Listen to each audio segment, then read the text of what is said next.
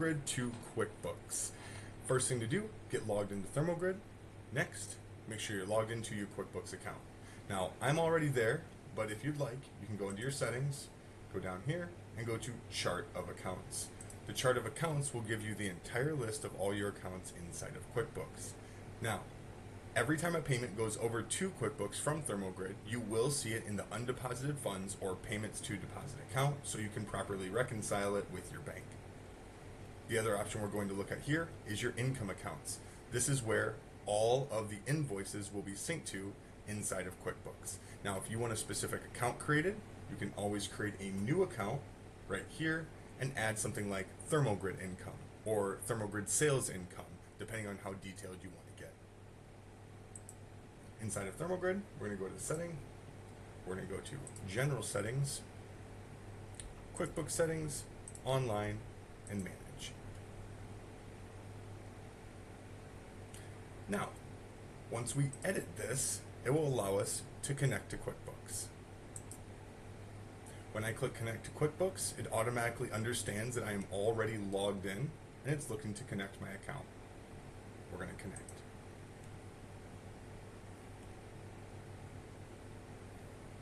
This will take a moment to populate all the accounts and the data from QuickBooks.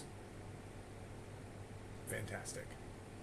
Now, we're going to edit here, and we're going to be able to change our sync method. Now, when an order is initially submitted, we can actually have it automatically send over to QuickBooks. If you're looking to manually send these over, we can go manual as well, and this allows you to review every single order before it gets sent over. Now, you have the option to sync over as an invoice, a sales receipt, meaning that it's completely paid off every time you send it over to QuickBooks, or an estimate. Now, I recommend always using invoice, as you are able to change it when you are doing a manual sync method inside of TG. Sync order option payments. Yes, we do want to sync payments. Do we want to send out a status email? Some companies like this. A lot of companies will do this manually anyways, so they're not concerned with it.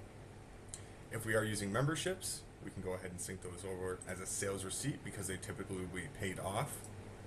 And yes, we want to sync over the payments.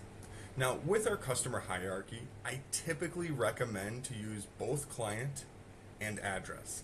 This allows you to actually look at your clients who have multiple addresses and see all details for each address and what they owe.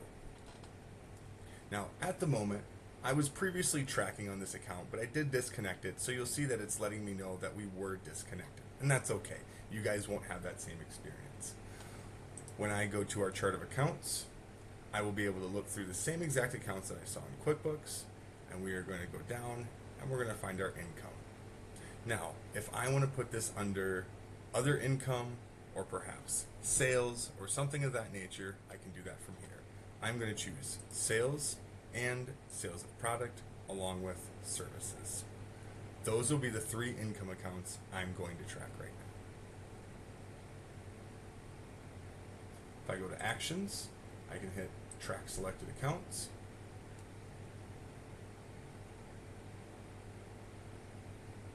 And it'll let me know that they've been tracked successfully. If we go down now, we'll be able to see the three accounts that are connected. And it looks like there was a slight issue with my services, most likely because I already had an account on here and disconnected it. This is not something you'll typically ever have to deal with. Our next step is going to be payment methods. The payment methods that I want to track here are cash, check, and credit card. And again, because I've done this before, it's already showing that they are being tracked. Tax rates. Most often you will see the new tax center be used in QuickBooks. If you do need to manually track your tax rates, you can add those right here with the same process. If we are using classes in QuickBooks, you will be able to use the same exact process to track those classes as well. So, for the moment, I'm pretty happy where I'm at. I'm going to go ahead and save. Now, when I save this, one thing you'll be able to do is actually go into your line items in your price book, and we'll be able to see on each item a QuickBooks account option, and you'll be able to choose which account we'll want to send over to. So I'm going to go ahead and choose sales for this one. Every time I sell this item on an invoice,